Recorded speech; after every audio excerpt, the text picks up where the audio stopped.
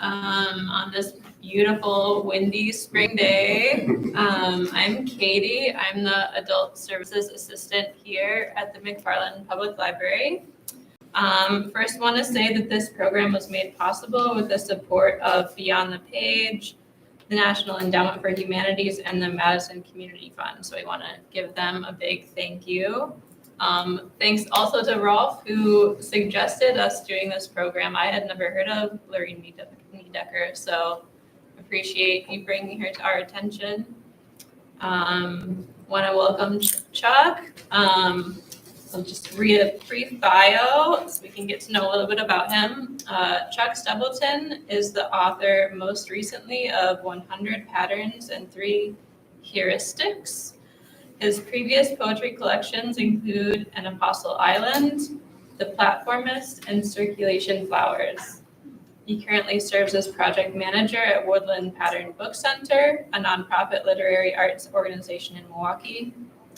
As Wisconsin Master Naturalist Volunteer, he has led workshops and field trips for nonprofit organizations and conservancy groups, including Wisconsin Academy of Sciences, Arts, and Letters, Milwaukee Library, Woodland Pattern Book Center, Friends of Lorine Niedecker, and Linden Sculpture Garden. He recently completed an Art Servancy Artist Residency with River Revitalization Foundation and has held residencies at Linden Sculpture Garden in 2011, 2014, and from 2018 to 2024. So thank you so much, Chuck, for joining us and telling us about Lorine Niedecker. Just like in browsing through some of her poetry, she just seems like a really interesting person with such a unique language. I'm delighted to be here in company with you all. I'd like to do a little icebreaker with folks in the room, and let's go around and just say your name and one specific thing that you anticipate seeing or hearing in spring in Wisconsin. Take a minute, and I'll start. Every spring I look forward to when the sandhill cranes return, and they're a beautiful sort of gray, and then they find their territory, and they start to paint their feathers with this red clay, and they take on this deep brownish red for the season. That's always momentous. Do they return. really do that? Mm-hmm. I didn't know that. Yeah. Rolf. Okay, so I'm Rolf. I really enjoy hearing the spring peepers. And my wife and I have a regular route that we go walking, and it goes right past this marsh down here, and the peepers are peeping. Yes. And that's a sound that would have been familiar to Lorine. My name is Lynn, last name Martin Erickson. I have my most recent springs, I would say the last 7 springs. I've been able to enjoy the coming of the season on my brother's deck next to the pond that he put in his backyard. And so I get to see cranes, lots of other birds, frogs come. He has deer and turkeys in his backyard. I love spending one evening a week. Nice. Very nice.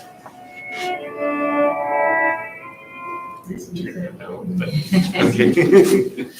I'm Kathy, and also the Sandhills, I just wait and celebrate, and but also the pelicans. I just saw this armada flying in formation just the other day, and at least 11 of them. I was so excited. Yeah. I love seeing them wheeling in the sky. Yes. People are surprised that we have pelicans here in the upper Midwest. It's the American white pelican, and they're common out on Lake Koshkonong, where the Rock River empties. Yeah. I'm Janine, and I love spring thunderstorms. I like it when I like sitting on my screen porch and watching the lightning and hearing lavender. And it's one of my favorite, along with the grains. The grains are so great, but I do love a good thunderstorm. We had a really good one the other day. Yes, we did. That was pretty cool. And it's Janine, right? Janine. Hi, Katie. I really love seeing the spring ephemerals. I have been I live near Governor's Island in Madison and have been walking there regularly, and it's just the whole forest floor is covered with trout lilies and Dutchman's bridges. And it's just like, I've never seen so many all in one place. Yeah. Great. When we get to one of the longer poems, Wintergreen Ridge, it's full of those. One of the field guides that Lorine Niedecker had in her library was Facet's Spring Flora of Wisconsin, which you can still find copies of. Her library is pretty much intact. A lot of it was donated to the Dwight Foster Library. At that point, it was given call numbers and put on shelves. And sometime, a couple of a visiting poet and Carl Gartung from Woodland Pattern Book Center walked in, and they started to notice, here's Lorine's contemporaries on the shelves. And they approached one of the librarians, and then they started to pull those from circulation. So there's Lorine's copies of Wallace Stevens and William Carlos Williams and Louis Zukowski, and some of her field guides and her younger contemporaries. Now that is all moving with the archive to the Horde Dairy Museum in Fort Atkinson. The Horde Museum is an interesting institution. It has much of Niedecker's archive, and some of the images that we'll see on the timeline here come from the Horde collection. They also have the National Dairy Shrine. So there's the history of dairy, there's some history of the Black Hawk War, there's some history of duck hunting, and there's a Lorine Niedecker room. So it's kind of it's let's look through a little bit of a timeline of Lorine Niedecker's life, and then I want to look at the short poems, and I want to look at two longer poems in particular. We'll try to read through these together and see how they land with us and resonate. And then I have recordings of two of the longer poem sequences, hence the long and short of Lorine. Nice.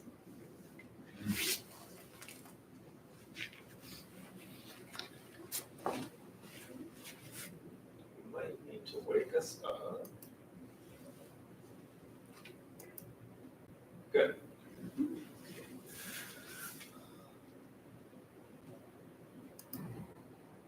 So she was born May 12th, 1903. The anniversary of that's coming up on Mother's Day. And this is a photograph with her father Henry, and this is one of the items in the Horde Historical Museum. She was born to Henry Niedecker and Teresa Daisy Coons in Fort Atkinson.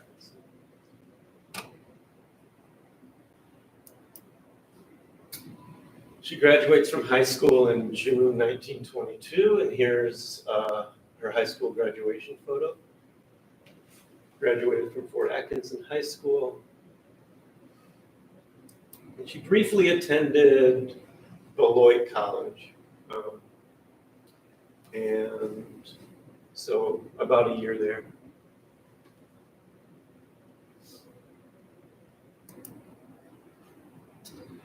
And here's a photo of her in the summer of 27. This is Lorine here in company.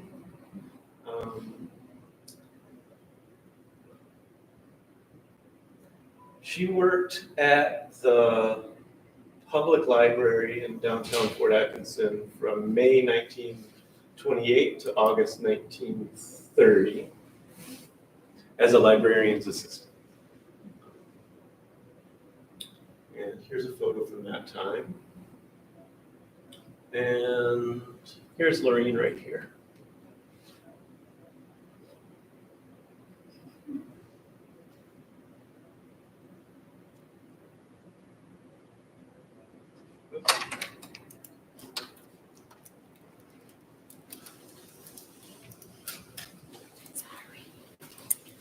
Hi, welcome. Oh.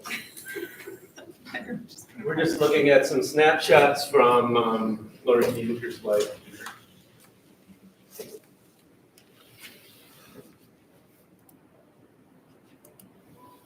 might take a minute to reload. Hi, welcome. Sorry, I'm late. That's okay. Well, you listed she was born and graduated from high school and spent a year at Beloit College and then worked as a library assistant for a couple of years. Great, thank you for speaking so. Yes, thank you. So yeah, she attended Beloit for a year. And here she is in company with Atkinson. Works at the Dwight Foster Public Library, 1928 to 1930. In 1928, November 29th, 1928 is her first marriage. By 1930, they've permanently separated and Lorine returns to live with her parents. Now here is a key moment, 1931. She reads Louis Zukofsky's Objectivist issue of Poetry magazine and writes to him 6 months later. And this initiates a correspondence that went through the rest of her life and resulted in a couple of visits to New York, Zukofsky visiting her at Black Hawk Island, and one of the richest correspondences and one of the richest sources for her own poetry, often drawn from letters. Her other great correspondent came a little bit later, Sid Corman. So in this issue of Poetry magazine, the Objectivist issue, Louis Zukofsky sort of gives this name to a movement because he had to for this. He was asked to by the editor of Poetry magazine. So Objectivist stuck. Lorine Niedecker never really claimed the title of an Objectivist poet, but some of her immediate company did, and that would include Zukofsky, Charles Reznikoff, George Oppen, Basil Bunting, who was a UK poet and visited her as well. So this is sort of the way in for Lorine Niedecker, is reading the Objectivist issue of Poetry in 1931 and then striking up a correspondence with Louis Zukofsky.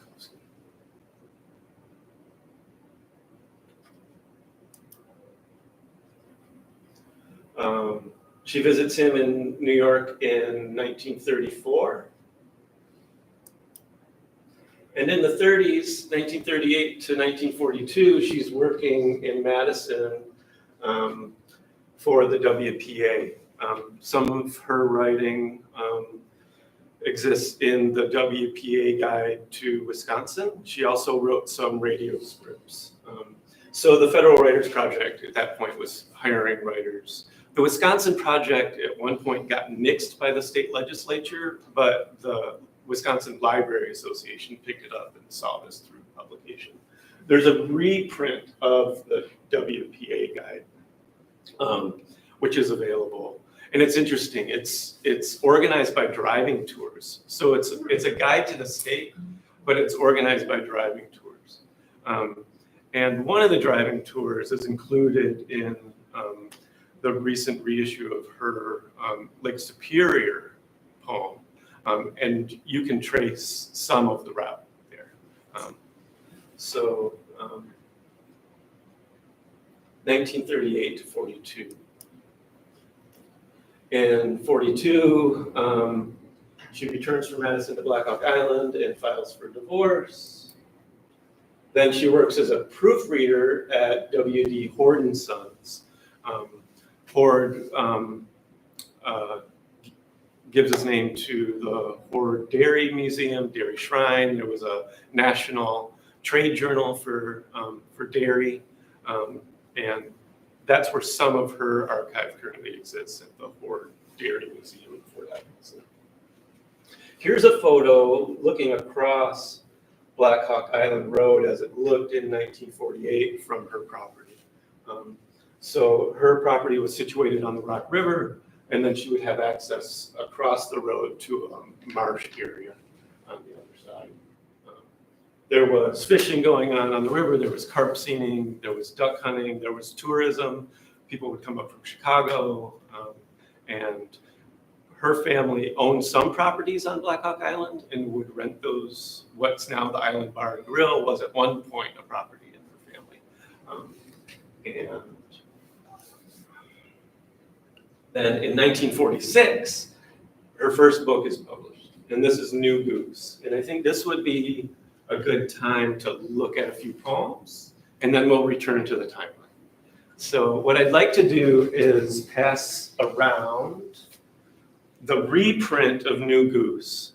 These poems are also included in the collected works, but this reissue is organized a little bit differently than the 1946 volume. And New Goose is sort of a play on Mother Goose, but with a modernist impulse to it. So to get a feeling for this work, let's just pass it in the round and each read a page, okay? If your poem happens to go over, I don't think any of them will go longer than a page. They won't. So I'll start. A country's economics sick affects its people's speech. No bread and cheese and strawberries, I have no pay, they say. Till in revolution rises the strength to change, the undigestible phrase.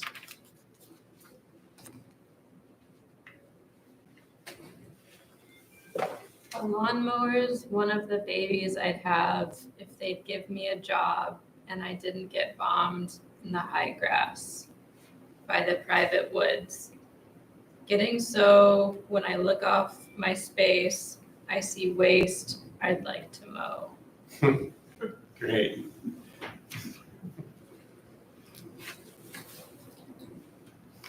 A monster owl out on the fence flew away. What is it the sign of? The sign of an owl. That's great.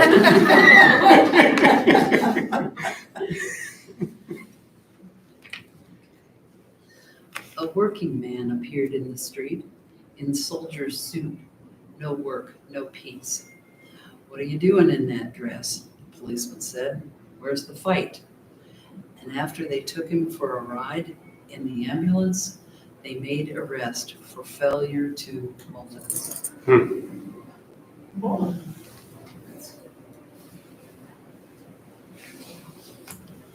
Allied convoy reaches Russia.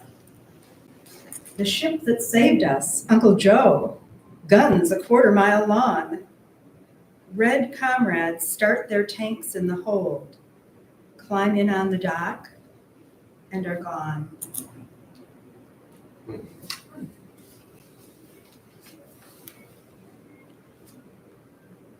Asa Gray wrote Increase Lapham.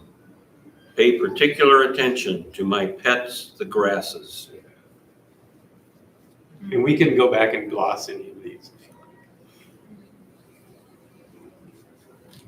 Ash woods willow close to shore, gentle overflow each spring. Here he lived to be 84, then left everything. Airs rush in, laid one tree bare, claiming a birdhouse, leaf worn out, roof hanging there, nothing underneath. If he could come back and see his place fought over that he'd held apart, he'd say, all my life I saved, now Twitter, my heart. He owned these woods, every board, till he lost his spring and fall. If he could say, trees craved for, overflow to all. Great. What about it? Tried selling my pictures, in jail twice for debt. My companion, a sharp, frosty gale. In England, unpacked them with fear. Must I migrate back to the woods unknown, strange, to all but the birds I paint? Dear Lucy, the servants here move quiet as Killdeer. Yeah, great. She has another later Audubon poem too that I may have included in the packet. So do we want to take a moment and just remark on anything, or how does that resonate with you, the New Goose poems? Anybody? Well, the whimsical humor of some.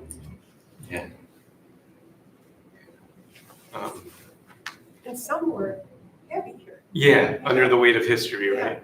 Yeah. She's definitely paying attention. Yeah, I don't really know Lorine Niedecker so much other than through my dad. Oh, great. And so I didn't know, but what I've read of hers, it's mostly been about nature and the world around us, but I didn't know that she wrote so much about war. Yeah, well, yeah. And as a person on the edge in interesting times, of course, it was there and present. There was a period later as younger contemporaries of hers were active against the Vietnam War that she said something to the effect of, it's not my place to be involved in protest at this moment. Her activism was maybe more in the 30s and 40s. But that's not to say that her commitments had changed, and certainly her engagement hadn't lessened. So it's interesting. Let's go back to the timeline, and we'll look at a little bit more of the biography.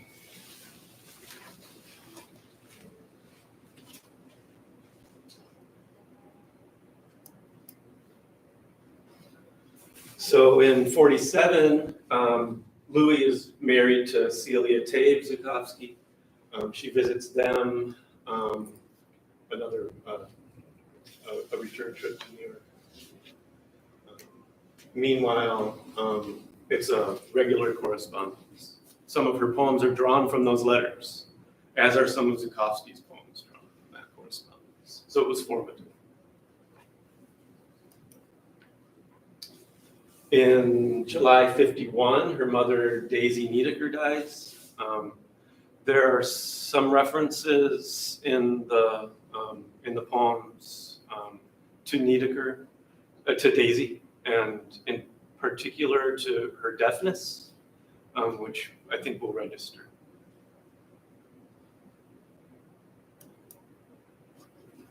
December 53, she visits the Zukowskis again. In 54, her father, Henry Niedecker, dies, and this puts her in a position of having to deal with some properties.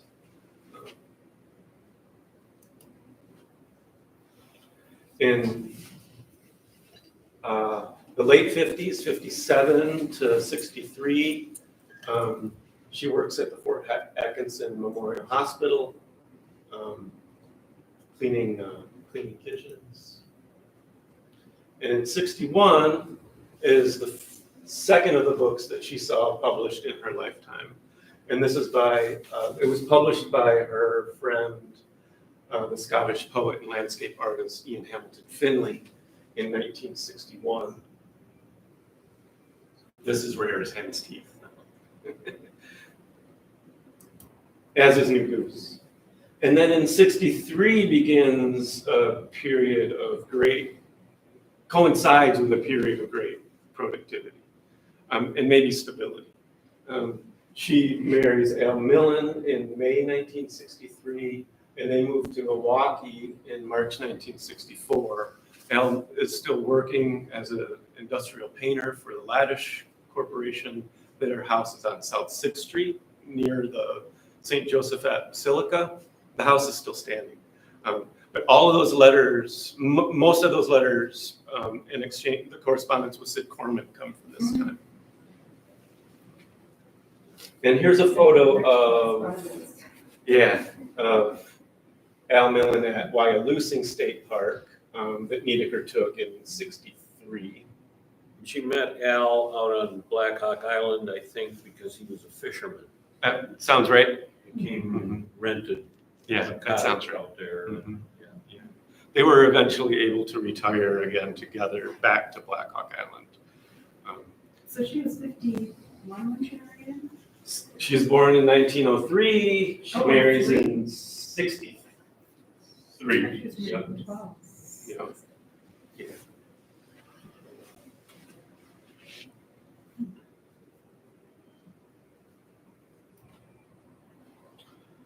And they do some traveling together, and her travels are primed by research into local histories and geography in particular.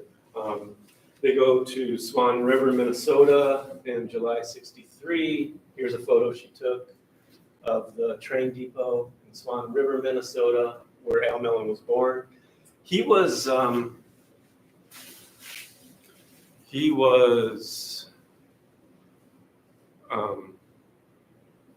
part of his history is that he was involved with the Wobblies.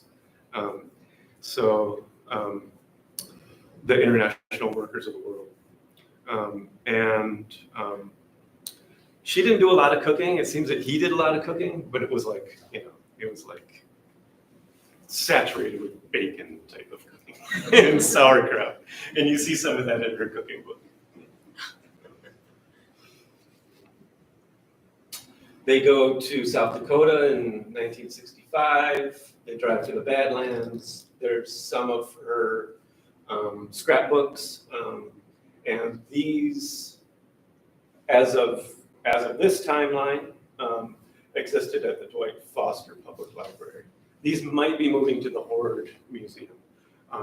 A significant chunk of her archive is at UW-Madison Special Collections, where it's digitized, and a significant portion is at the Horde Museum, as I mentioned.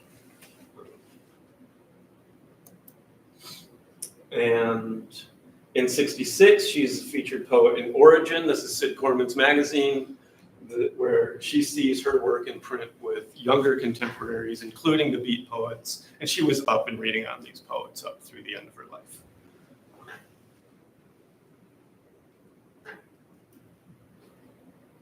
And in '66, they take their Lake Superior Circle tour. We have her notes from that trip. I'll pass this book around. This little volume collects some of her research, the driving tour from the WPA guide, along with some of her researches and journals. We won't have time to look at Lake Superior. It's one of her great late long poems, along with Winter Green Ridge and Payanta Place. A few years ago, with Jenny Penberthy, who edited the collected works, and Carl Gartung and Ann Kingsbury from Woodland Pattern, we retraced her Lake Superior trip, and with notes in hand.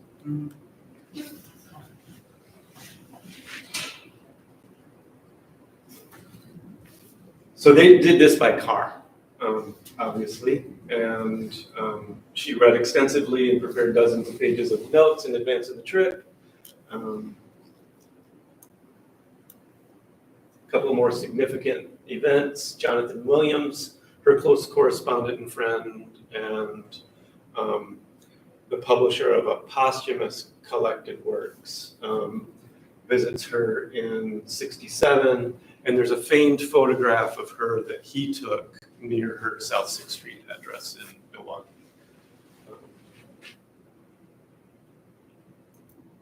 He championed her work all along, as did Basil Bunting. So Basil Bunting is one of the poets in that 1931 Objectivist issue.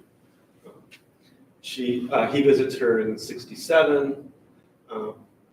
It's kind of wonderful to imagine these people coming from the UK, or coming from New York, from Highlands, North Carolina, making their way to Black Hawk Island to visit Lorine Niedecker. There was a young poet, Tom Picard, who took it upon himself as a very young man to visit her at Black Hawk Island. she has one of his books in her collection. That's one of the books of her younger contemporaries that's still intact. In '68, she meets the Zukowskis, which is Louis Zukowski, Celia, and their son Paul. Paul became a significant figure in her work. And interestingly, Zukowski had been invited by an academic at UW-Madison to participate in a conference on the objectivists, though Lorine was not invited, even though she was half an hour down the road. It's May 1968. Yeah.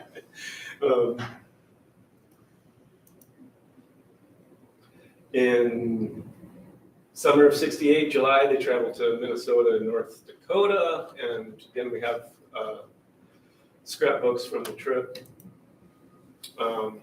In August '68, Al Millen retires and they move permanently to Black Hawk Island. This is a photo taken by her neighbor and friend Gail Robb, a few doors down from the property on Black Hawk Island, around 1969, about a year before her death. In '68, North Central is published. We can pass around a copy of that later. T&G, the collected poems, 36 to 66 was published. And in '70, My Life by Water. So she's starting to see these collections of her work coming into print just at the end of her life. In '70, Carl Rokosi visits, and he was one of the poets in that original objectivist issue, close correspondent with Zukowski, Bunting, Hoffman. Here's Al and Lorine's stepdaughter, Al's daughter, Julie Shesso. And she would attend the Lorine Niedecker festivals. It's kind of wonderful to, be in company with somebody with living memory, whether it's family or neighbors. And then in November 1970, Sid Corman and his wife Shizumi visit from Japan. And the one and only recording we have of Lorine Niedecker reading her poems was made on a tape recorder during this visit. And I'll play you a snippet of that. Actually, let's go to that now. You can hear her voice. And I just queued up a few short poems. I'm going to pause the music.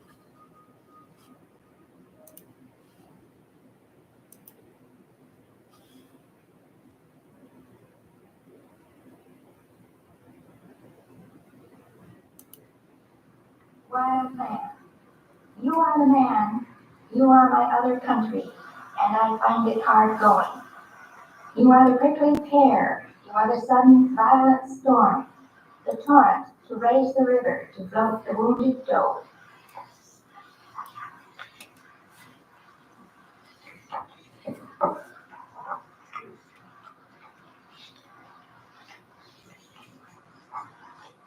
Gerard Manley Hopkins.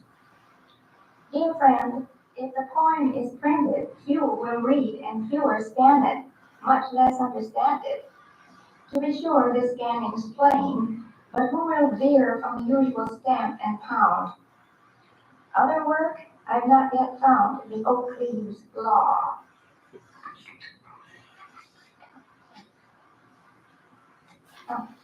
The greatest plumber in all the town from Montgomery Ward rode a Cadillac carriage by Mary and visited my pump. A sensitive pump, said he, that has at times the proper balance of water, air, and poetry. That's right.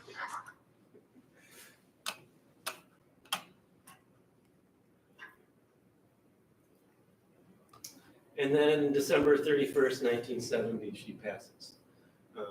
And this is her marker at the Union Cemetery just outside of Fort Atkinson. So that's as much as I want to touch on in terms of biography. let's turn to the short poems and read a few of these. And then I want to save time to listen to two of the longer ones. Does that sound good?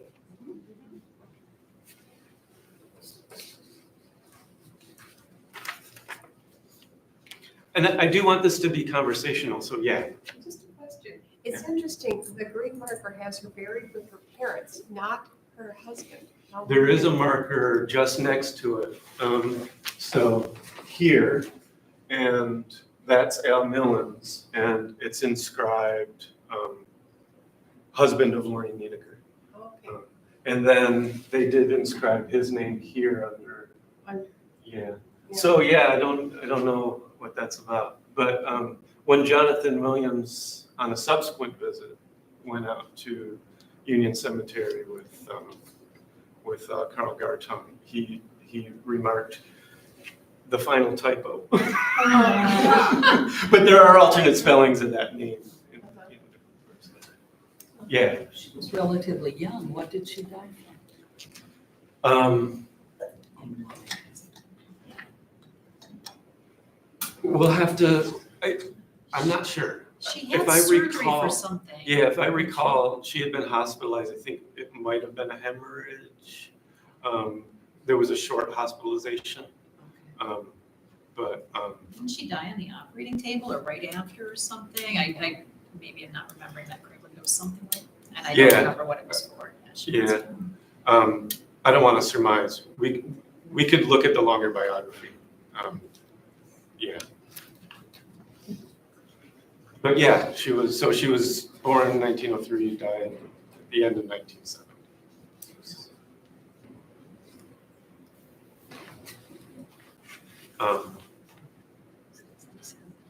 Yeah. Why don't we, as we did with New Goose, just go around and each take a poem from the shorter poems.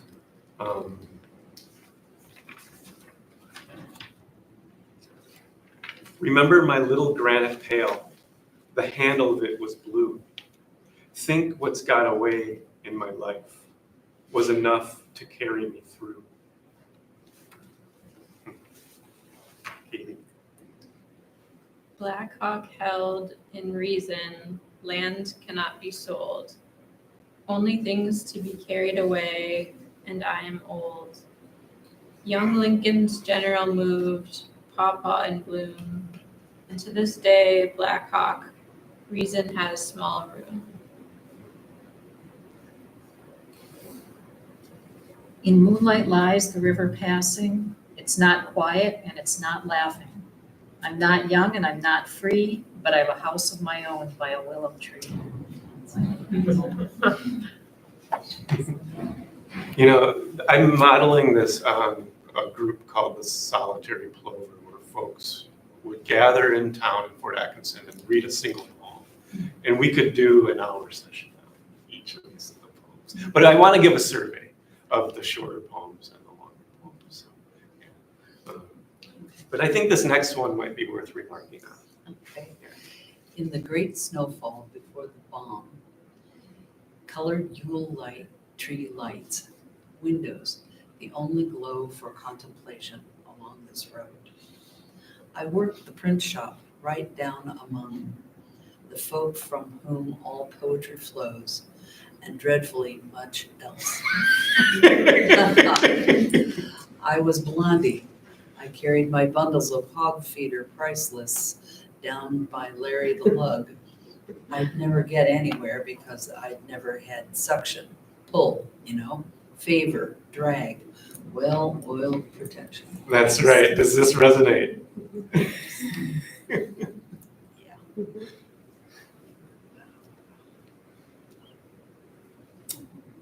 The death of my poor father leaves debts and 2 small houses. To settle this estate, 1,000 fees arise. I enrich the law.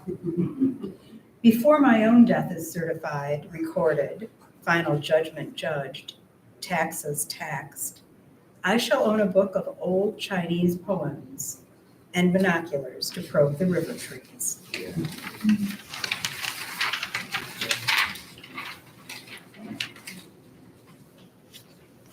How white the gulls in gray weather, soon April, the little yellows. Here, where her snow grave is the you of mourning doves. My friend tree, I sawed you down, but I must attend an older friend, the sun. You can see some influence of the classical Chinese poets and of the haiku poets, of which she had volumes in her library, but also a shared affinity among the poets that she was corresponding with, Zukowski and William Carlos Williams. So that gives a sense of the shorter poems, I think. Let's just close with one more.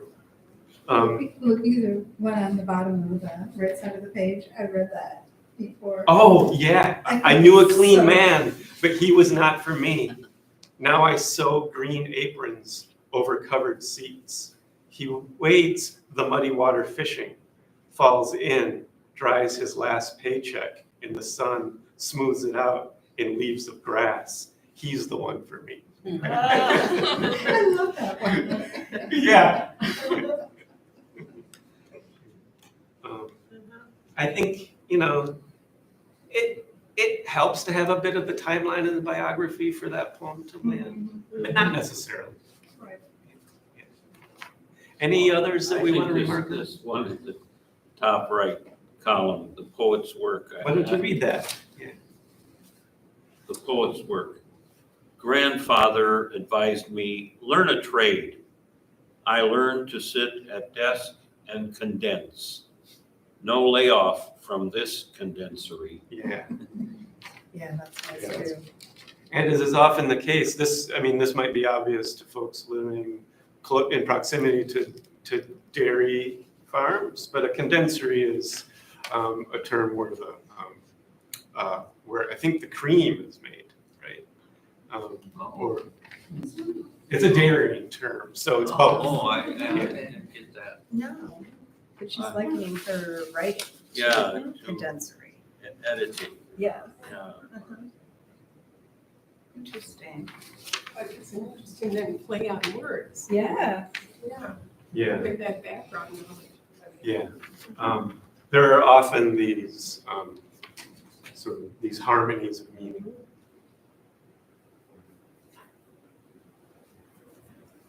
Good. So let's listen to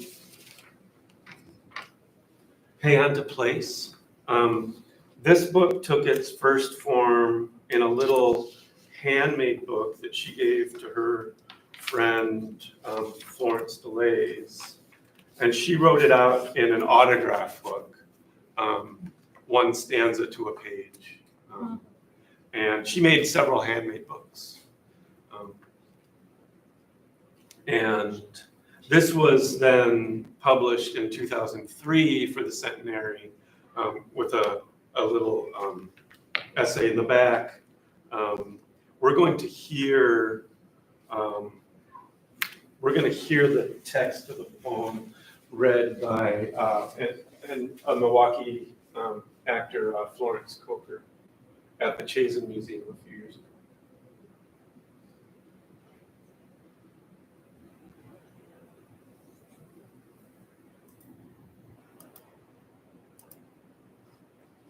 She reads two poems, My Life by Water, and then follows it with Pay On to Place. My life by water. My life by water. Here springs first frog or board out on the cold ground, giving muskrats gnawing doors to wild green arts and letters. Rabbits raided my lattice. One boat, two, pointed toward my shore. Through bird start, wing drip, weed drift of the soft and serious water. Peon to place. and the place was water.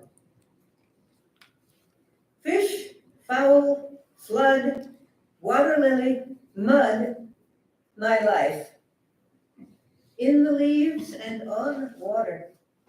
My mother and I, born in swale and swamp and sworn to water. My father, through marsh fog, skulked down from high ground, saw her face at the organ, bore the weight of lake water and the cold. He saved carp to be sold that their daughter might go high on land to learn. Saw his wife turn deaf and away. She who knew boats and ropes no longer played. She helped him string out nets, foot-tarring, and she could shoot. He was cool to the man who stole his minnows by night and the next day offered to sell them back. He brought in a sack of dandelion greens, if no flood, no oranges, none at hand, no marsh marigolds where the water rose. He kept us afloat. I mourn her, not hearing canvas backs, their blast-off rise from the water, not hearing Sora rails sweet, spoon-tapped water glass descending scale, teardrop pedal. Did she giggle as a girl?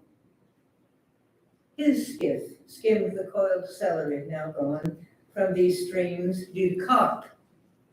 He knew duckweed, fall migrates toward mud lake bottom, knew what lay under leaf decay and on pickerel weeds before summer's hum. To be counted on new leaves, new dead leaves.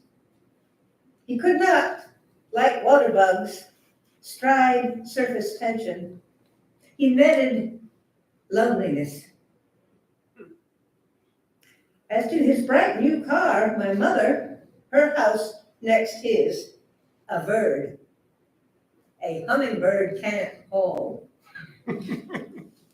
Anchored here in the rise and sink of life, middle years nights he sat beside his shoes, rocking his chair, roped not, looped in the loop of her hair.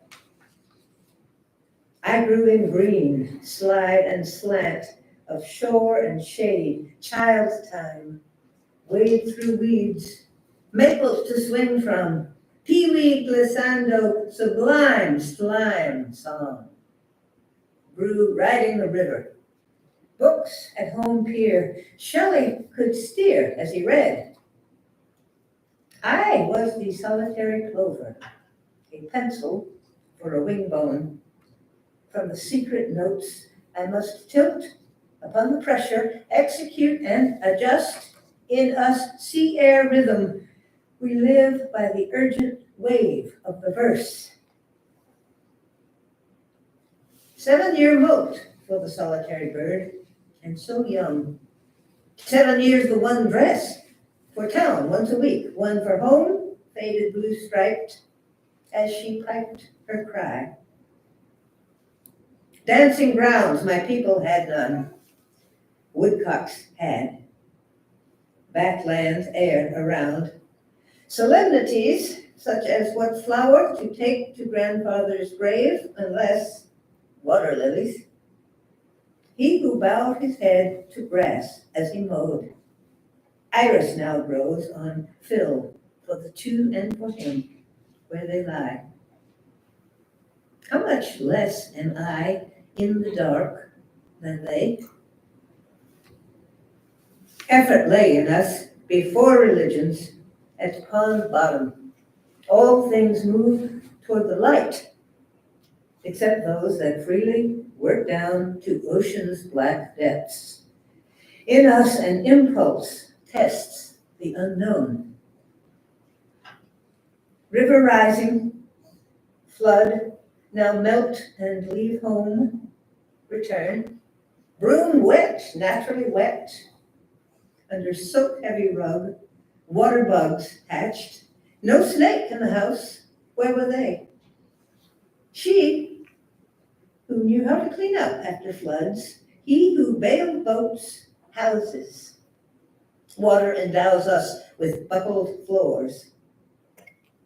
You with seawater running in your veins, sit down in the water.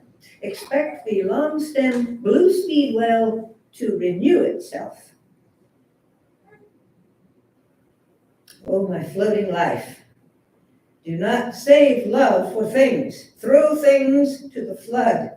Ruined by the flood. Leave the new unbought. All one in the end. Water.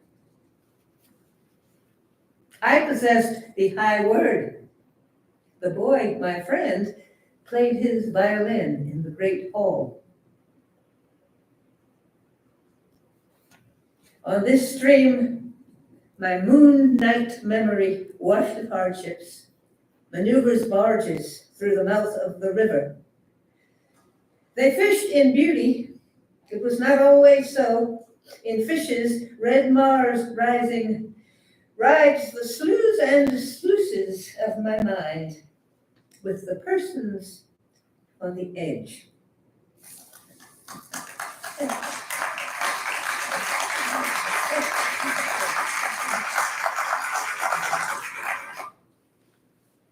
So I think I was ambitious to think that we could get through 2 long poems. We're not going to get to Wintergreen Ridge, but I highly recommend Wintergreen Ridge in the collected works or any of these smaller volumes. The site for that poem is the Ridges Sanctuary at Bailey's Harbor on Door County. There is a recording of it. If you're interested and want me to send you any of these links or resources, I'm happy to do that. I can pass around this notepad. And, Yes, please. yeah, great, okay, good.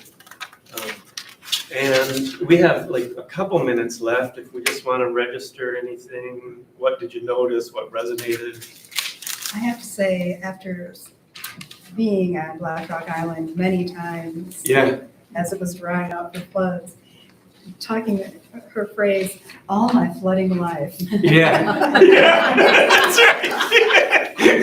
I didn't get to. All my flooding life. Yeah, that's right.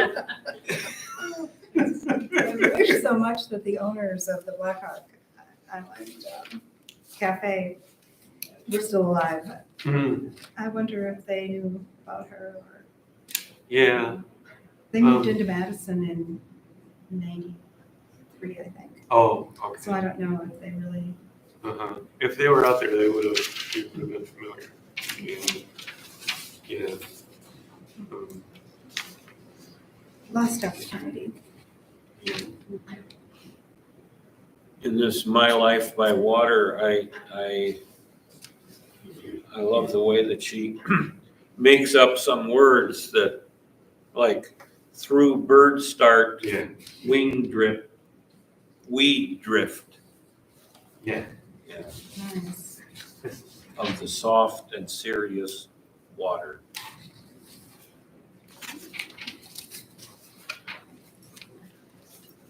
Yeah, that's an interesting form, that stepped line too.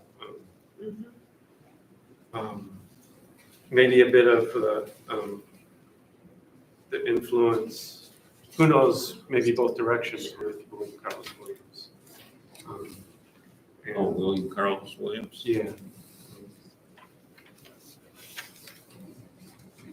And there's a feeling of each stanza holding its own, but then a feeling of sequence that that sort of gathers in these.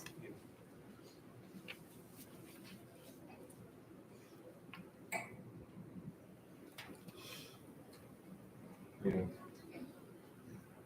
I think it's so interesting how much the place formed her. I mean, a lot of people growing up in those circumstances with a deaf mother, being an only child, and it was an isolated kind of place, and she kept coming back to it, and she loved it. And other people might have gone total opposite and said, no, I gotta get away from here. And she Yeah. traveled, but she stayed, she kept coming back. Yeah. It fed her. Yeah, nature. definitely, Yeah. definitely, yeah, that's so interesting. There's a letter to Zukowski where she talks about going out for a walk with Turi Kumline's granddaughter. Kumline was like Wisconsin's first ornithologist. He moved here, he worked for the Milwaukee Public Museum, but he also collected bird specimens for various collectors. His granddaughter, Angela Kumline, thank you, did a book called Bird Companions, which is sort of a field guide, but it's sort of an anthology of like doggerel, like verse about birds. But there's a wonderful letter to Zukowski where she talks about having to hear the birds because of her eyesight to recognize them. Whereas Kumline's granddaughter could ID them, by sight or by sound. You get the sense that she was holding back, not sort of having a public persona to this person locally who was also a poet, who was maybe more interested in that kind of Victorian verse, Like she wasn't out as a poet to everybody, There were some locally that she was, but I think mainly it was through her correspondence, her wide correspondence. Yeah.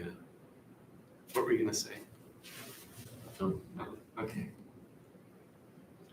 Wow, we filled the hour. Yeah. Thank you. Fast. Yeah. Thank you. Thank you. Yeah. Thank you. Yeah, thanks for listening to it, We have a very, very brief survey. You guys could fill it out. It goes to one of our Thanks for initiating funders. this. Just like Yeah. very brief. Also wanted to mention tomorrow evening, there's a climate change story slam that's happening with Mad City Story Slam. And then May 23rd, the US Poet Laureate, Ada Limon, Wow. is going to be at the Overture Center for a reading. So there's more info about that here. It's also, I think, you can watch it online as well. But yeah, thank you so much for coming. Wonderful, thank you. Thank you for putting this on. Yeah, wonderful.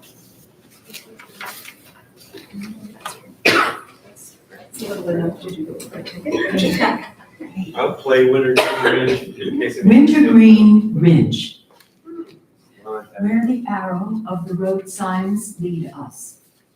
Life is natural in the evolution of matter. Nothing supra-rock about it, simply butterflies are quicker than that. Man goes hard on this stone perch. By sea, imagines durable works in creation here, as in the center of the world. Let's say of art. We climb the limestone cliffs, my skirt dragging an inch below the knee, the style before the last, the least to see Norway, or half of Sussex and almost all of Surrey. Crete, perhaps, and further. Every creature better alive than dead. Men and moose and pine trees. We are gawks, lusting after